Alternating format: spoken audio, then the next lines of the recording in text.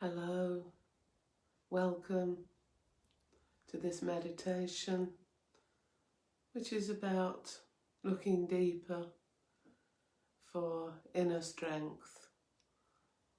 At the moment, with our new lockdown, we can see it as an opportunity, and that opportunity is to go deeper. So, get to know ourselves better, find out what inner reserves we have and how we can cultivate and grow them.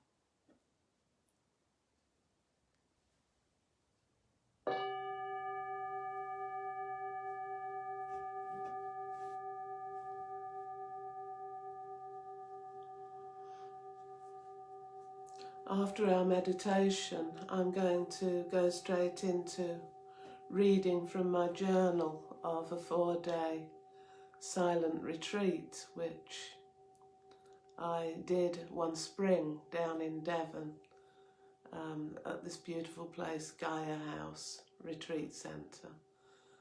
So if you want to just sit or lay onward after the meditation, then you can just listen to that, and it will be another form of nourishment and an insight into being on a silent retreat. Okay, so just get comfortable, and by that I mean not going to sleep, but actually in a fairly upright position, but with relaxed shoulders. And just think about coming home to yourself, which is the phrase many people use. It's a good one.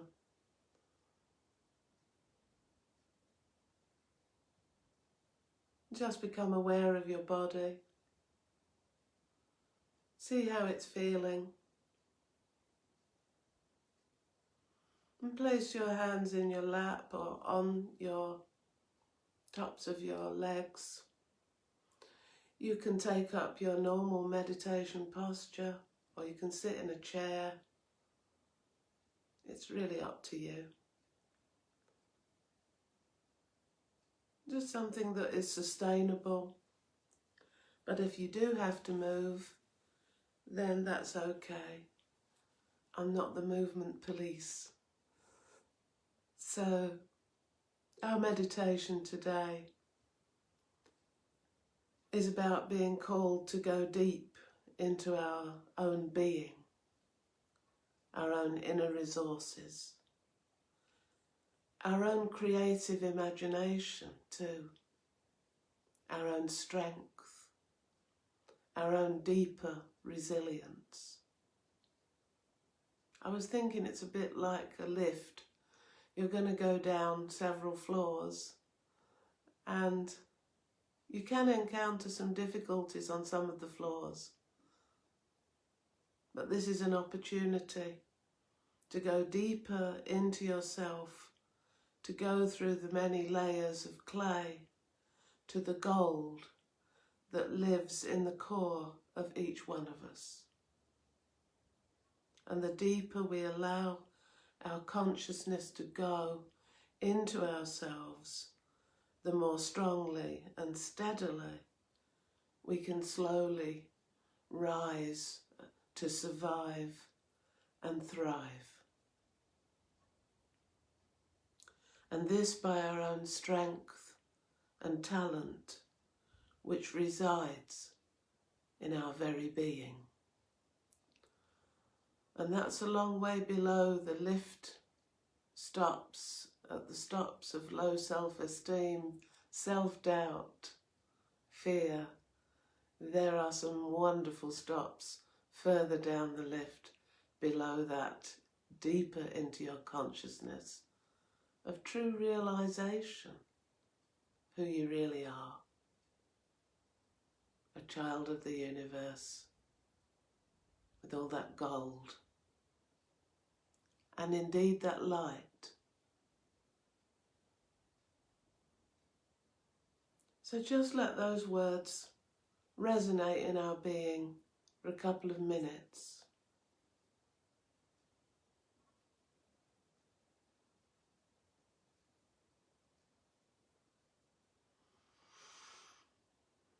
Take a few deep breaths. Breathe in and out.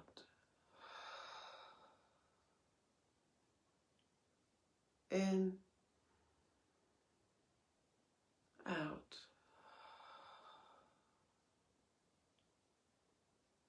In and out.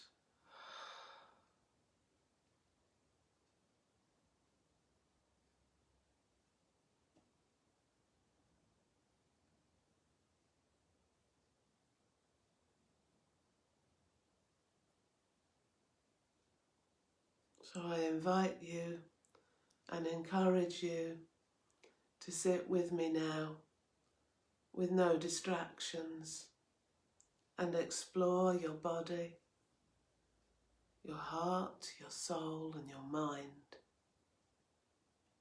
It's not meant to be complicated or difficult.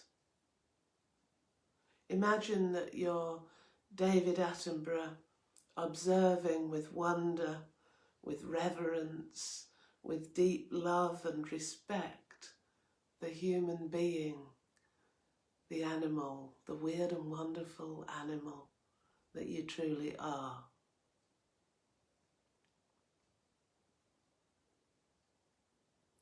Let's not forget that fear is an essential ingredient of courage. Let's not forget the dark is essential for us to greet our light, our inner light, and our life force energy. And we appreciate the yin and the yang of our existence, the strength and yet the weakness, the fear and the courage, the negative and the positive aspects of our experience. These are all essential ingredients in the yin and the yang of life.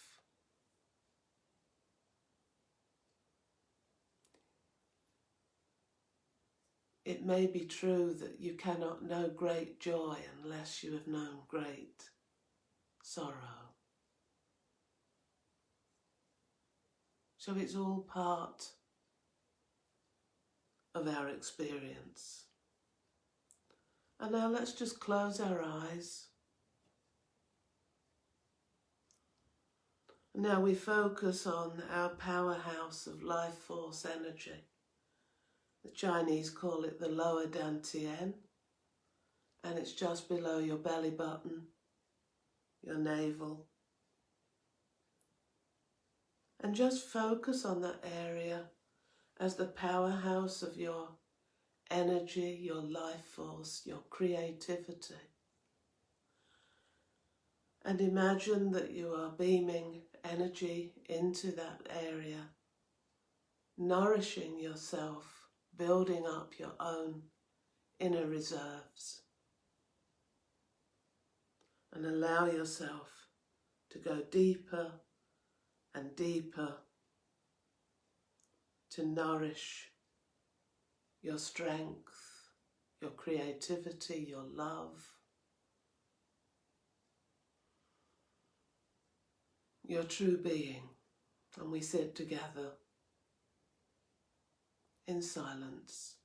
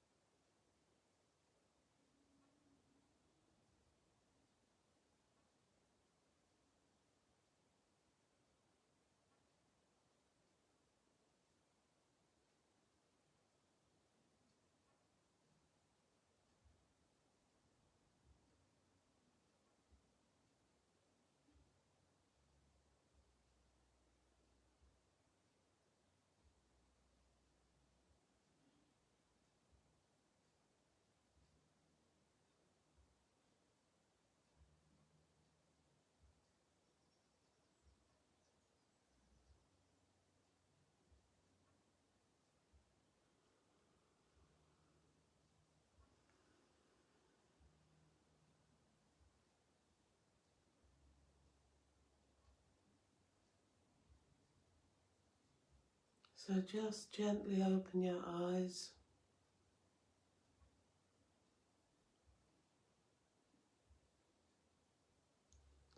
and clasp your hands left over right and put them just below your belly button or navel, facing your lower dantian energy center.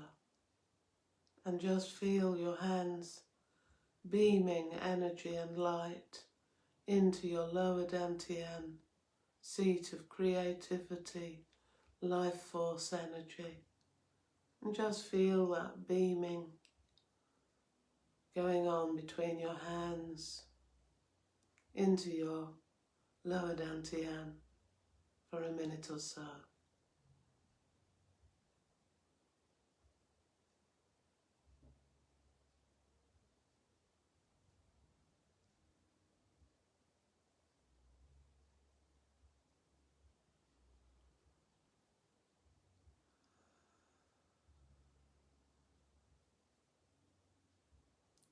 Just breathing naturally.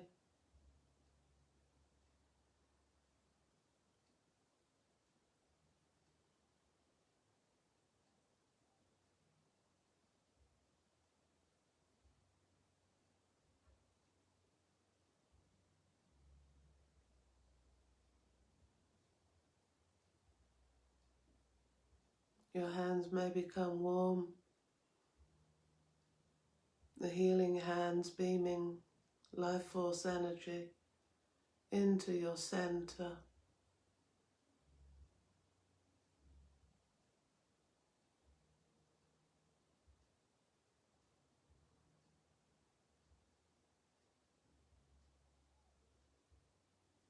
Nourishing your life force.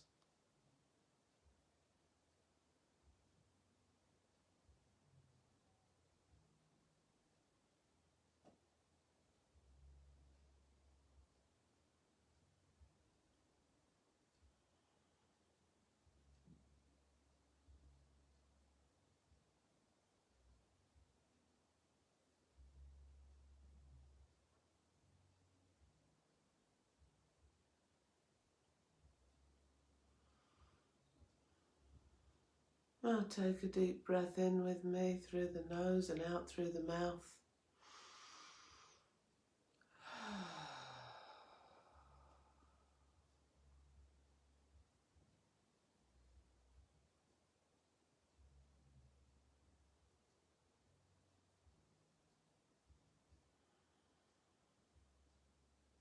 Let the shoulders relax.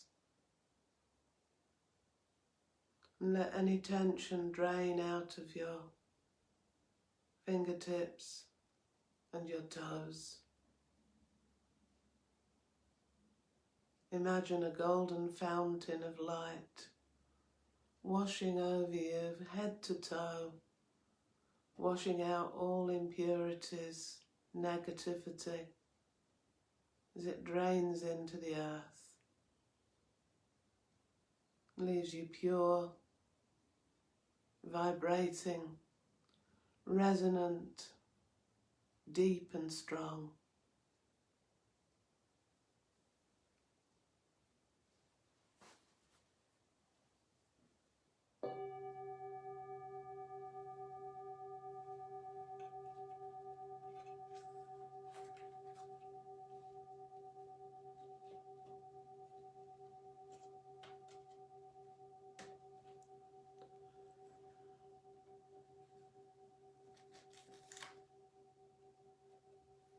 I'm just going to read to you now, so just continue relaxing.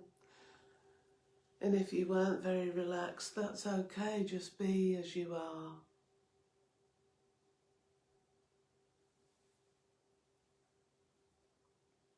And this is a story, it's true, of my own personal silent meditation retreat, 1 April for 4 days at Gaia House, which is a wonderful meditation centre in Devon. Gaia House grounds are brimming with spring beauty in profusion, a cacophony of nature's sounds to delight the ear are able to be fully heard and appreciated in the atmosphere of silence, which is maintained to support our meditation. The rookery in the ancient trees is in constant turmoil with the raw, deep-throated cause of their community activities from dawn till dusk. Small birds keep up their rapturous trills, and wood pigeons are getting amorous and flap through the branches as the female evades conquest. And then the monotonous calls, woo, woo, woo, woo, are pleasing, as is the rapid-fire woodpecker beak on the bark high in the larch. In the distant rolling green hills of this part of Devon, near Totnes and Newton Abbot, gangs of lambs maraud and spring about as their mothers graze. The sun throws dappled shadows through pink blossom. The most sublime breeze merely whispers, and the blossom dances. Daisies, primroses, wild garlic, tulips, and fading daffodils coat the ground between the blossoming trees and the gigantic spreading beech tree. Wild flowers abound, and creatures seem unafraid and tame here. A dark-furred rabbit seems relaxed and at home, munching grass by a fuchsia bush, and two blackbirds run in fits and starts over the lawn, stopping to listen for submerged worms to eat. They run close by retreatants who lay drinking in the sunlight and blue sky, or sit on one of the small wooden tables in contemplation in these beautiful grounds. We have each made a personal decision to spend some time in silent and solitary sitting and walking meditation, and none of us know each other. Silence seems like a gift, not having to make conversation or even eye contact, yet feeling some kind of unspoken camaraderie as in our shared situation. There seems to be 9 or 10 of us, and we come together for the formal sittings in the beautiful meditation hall. These go on in 45-minute sessions, alternating with 45 minutes of walking meditation from early morning to night. The sessions are punctuated by bells, and sometimes those bells ring to announce simple vegetarian meals. We walk slowly to queue in the equally simple dining room and help ourselves, trying not to take too much in keeping with the Buddhist precepts. Tonight in my little bare room, which has what I need, as long as I don't need anything much, I feel achy from the slow walking and the sitting meditation posture. Sitting up straight without a backrest can be challenging, and I can feel it tonight. We then go to day 4, the day before I leave the solitary personal meditation retreat at Gaia House. The main feeling right now, after days of meditation in nature and the simple daily routine of Gaia House, is a lessening of self somehow. Nature, the forests and woods, and beyond the rolling fields, and then the rocks of Dartmoor in the distance, the abundance that life goes constantly on.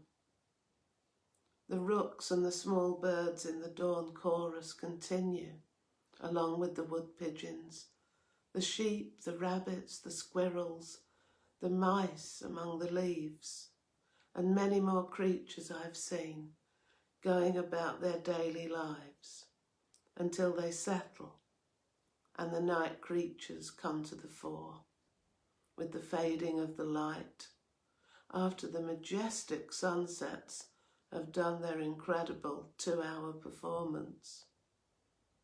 The owls begin to screech and whistle and hoot, and the night sky is illuminated, only fitfully, because this is rainy England, by the moon and the stars. We yogis continue our way along the corridors silently and yet with goodwill to all beings.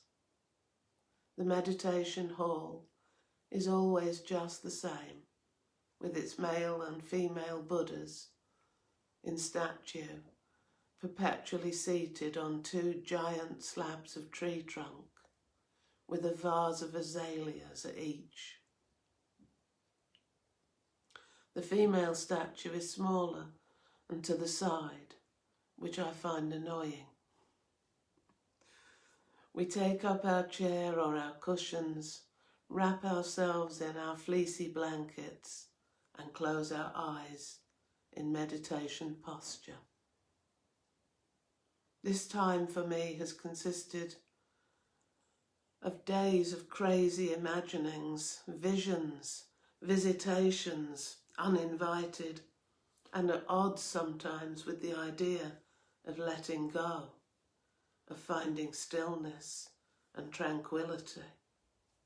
But there again, it's better to entertain no such expectations. In fact, in the world of meditation, no expectations at all.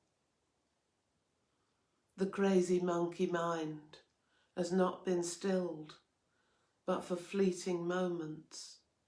Sometimes I bring my attention to the breath, the in-breath, the out-breath, sometimes to the Qigong embryonic breath, the Kundalini breath.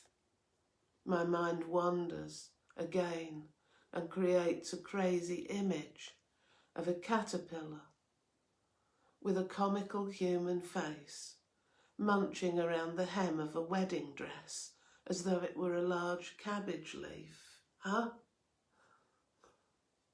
bring my attention back to the breath once again. Feelings come and go like clouds in a windy sky. But what are they? I bring my attention to my heart and unusually find it difficult to get in touch. It's a kind of emotional numbness. I'm not familiar with this. Of course, my monkey mind begins to ask why, and I disappear up the exhaust pipe of futile self-analysis before again bringing my attention back to the breath. The goldfinches dive through the pine tree blossom. The pink tree blossom at dizzying speed. And as I now stand by a giant outstretched old beech tree,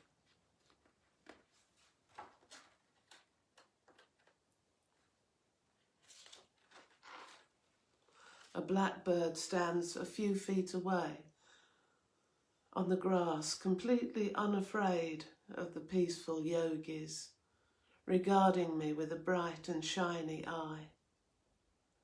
My hands are still stained with the veggie chopping hour of work first thing this morning and every morning. This morning, beetroot and celery, a satisfying task with a sharp chopping knife. We veggie choppers stand in silence, simply chopping.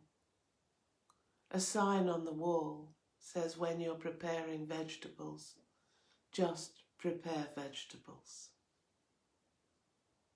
I will see that beetroot again at some vegetarian dish, maybe at lunchtime, and think, I chopped that.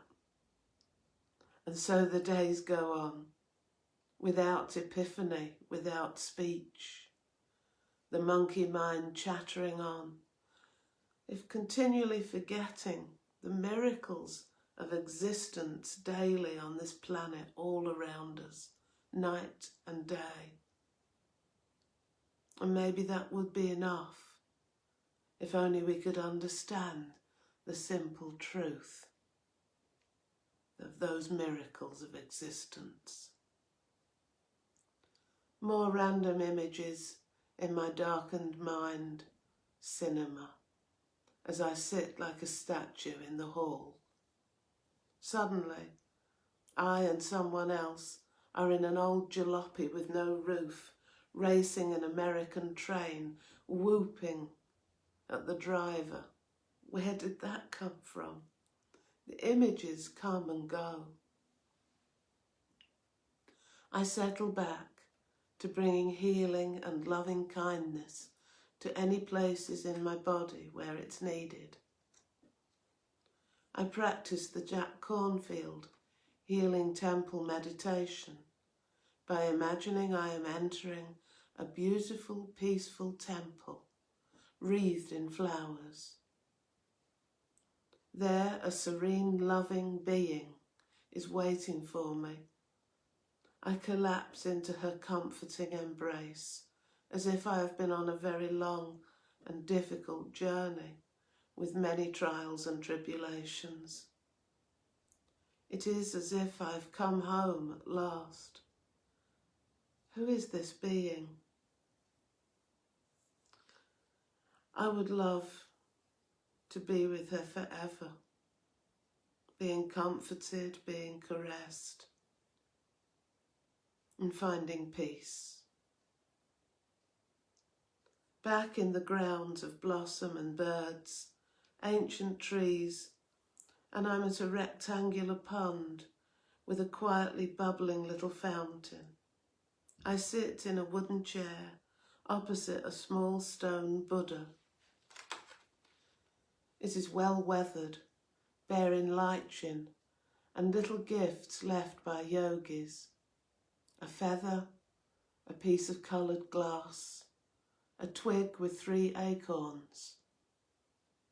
The pond is bordered by a coloured mosaic of broken pieces of ceramics. Somebody's labour of love. Some bear glass beads that look like a bead of water just before it bursts into tiny rivulets. The sun makes it into a rainbow.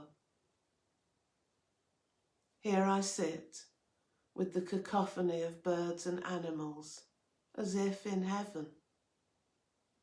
An amiable, task-focused bumblebee drones over me to check me out for pollen.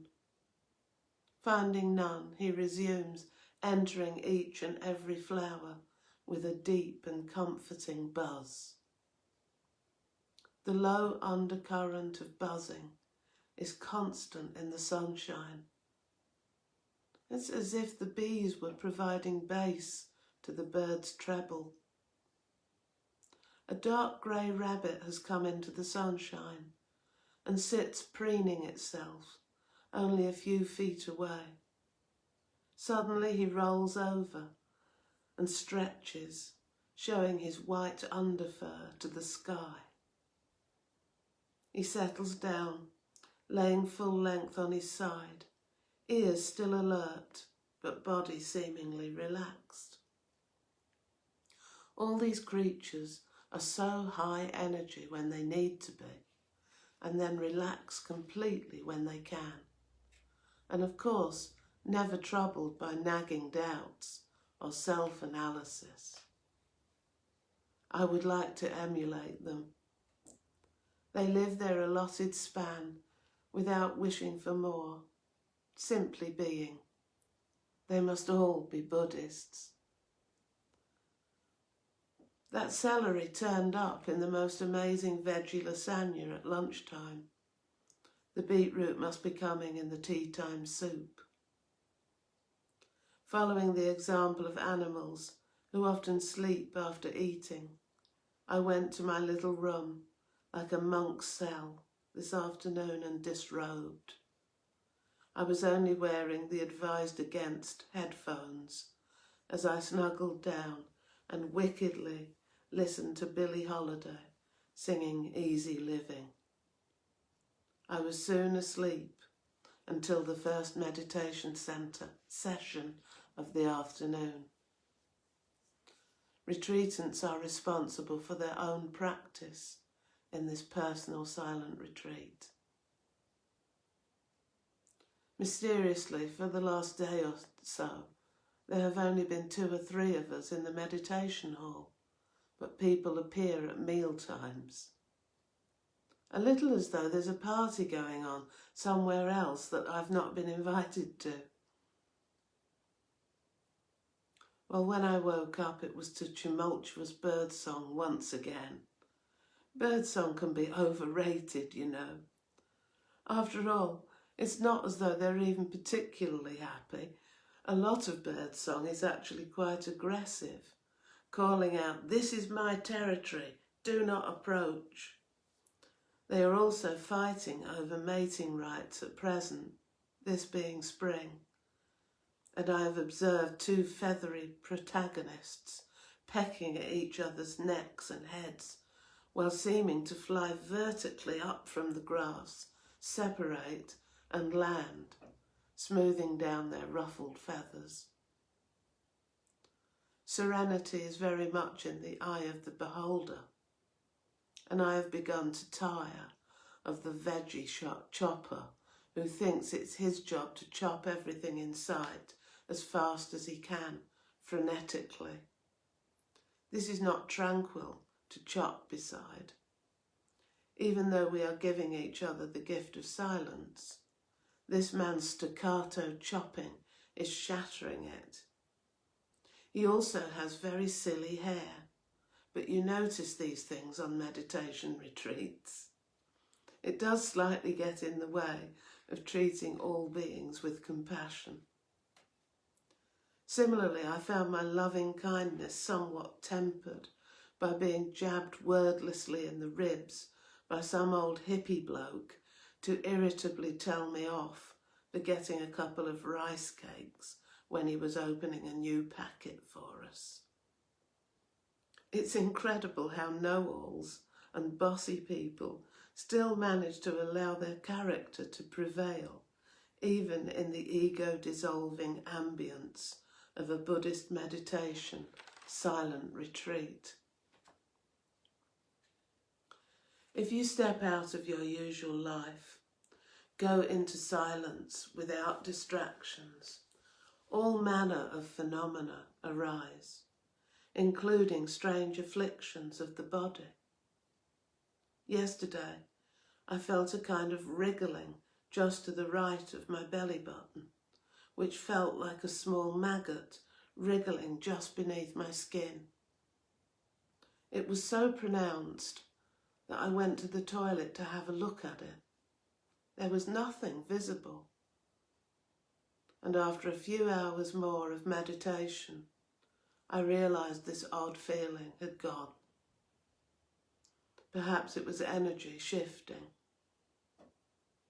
And so you continue sitting and walking meditation in silence on the basis that all things arise and all things pass. In one session, sitting before the Buddha, I became quite sad, with tears rolling down my cheeks, and I wondered why I'd chosen my life's path as I had. But after a night's sleep, I felt quite differently, almost joyful, and knowing that our life's path is as it is, and we do our best. And what does strike me on this slow motion roller coaster of feelings is that feelings just change so much. They appear transitory. We are changeable creatures, and the infinite variations are not complete in themselves, but altogether they make up the whole.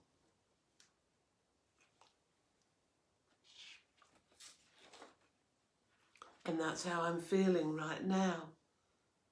It's not the whole picture or the end game, just a moment in time of many, many moments. As I contemplate packing my little suitcase for the journey home tomorrow, I do seem a little more at ease.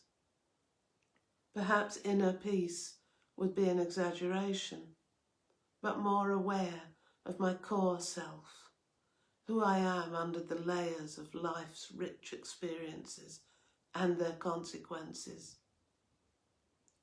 Gaia House is a special kind of peaceful, simple, blank canvas where you can make yourself endless cups of tea, stare at the sky going by, hour after hour, and allow a few demons to surface and go on their way. Perhaps even a little insight into what is this life can make itself known as you walk, step by slow step, over the grass as slowly as you can manage, slowing down and awakening. The last late night session of sitting meditation before I go home. Late meaning it ends at 9:30 in the evening, and by 10 p.m. all is quiet and the yogis are in their rooms. The merest clearing of the throat will be heard by the person in the next room. But that's 5-star because most people are in shared rooms, in silence. There are 5 of us seated in the meditation hall this evening. It is quite dark, save for a few dimmed orange wall lamps. We are still and silent in our fleecy blankets. If someone adjusts a limb slowly and as quietly as they can, their movement is still heard by all. My chest is crackling a little, and I wonder if others can hear it. Such are the meandering thoughts of a struggling meditator. I bring my attention to my right eye, which has been operated on and now quite poor. I bring healing, loving kindness to focus upon it and continue with this. I am feeling quite steady in my posture and in the moment. And when my mind wanders, I simply bring it back to healing in my right eye. After some time, I focus on my in-breath and my out-breath and get into the rhythm of this, like the incoming waves of the sea and the outgoing waves of the sea. The man next to me produces a lot of saliva, I notice, which he keeps swallowing. If he was on a train, no one would notice, but in this hall, it's amplified. Suddenly my monkey mind is at it again. I get a mental image of a rook dressed in a cloak with an Elizabethan ruff at his neck. He has fallen down on the grass and is rolling down a small hillock. He appears to be injured and dying. Another rook runs down after him in a black cloak and makes a dramatic Shakespearean speech. Wow, these images. come out of nowhere and go as quickly as they came. The Gaia House treetop rookeries have obviously made an impression on me. Another image comes quickly into my mind unbidden. A man dressed in a similar cloak and a tall black hat with a brim is rogering a woman in a long dress from behind, and he's crying out, "Bubba, Bubba Whitehead, I love you so." She is enjoying the experience greatly.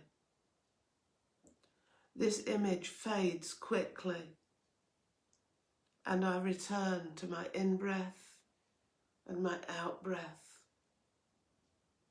And after another half an hour, I feel joy and tranquility. The clock ticks on towards 9:30 p.m. We are doing so well in our meditation postures. I sit up a little straighter, and when 9:30 p.m. arrives, we slowly stretch and arise. I bow and leave the hall with a stately yet modest step. The spirit in me honours the spirit in you. Namaste. We are one.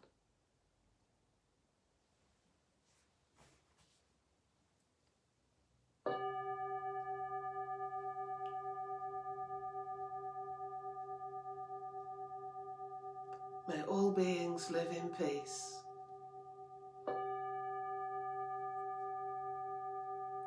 May all beings live in harmony. May all beings live in peace and harmony. Thank you for being with me. Take care of yourself, and I'll see you soon again. Blessings.